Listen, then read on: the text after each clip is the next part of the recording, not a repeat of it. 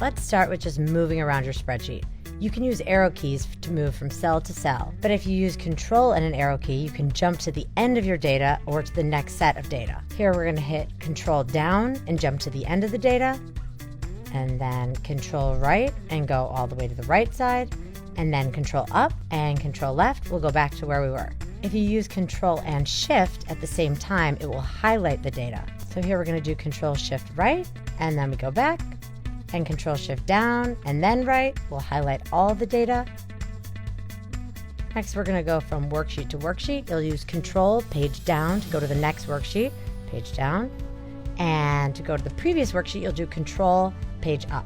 Formatting data is really easy with shortcuts. Highlight your data, hit Control, Shift, exclamation point for a number with 2 decimal places, Control, Shift, $ for dollars, currency, and Control, Shift, percentage will give you a percent.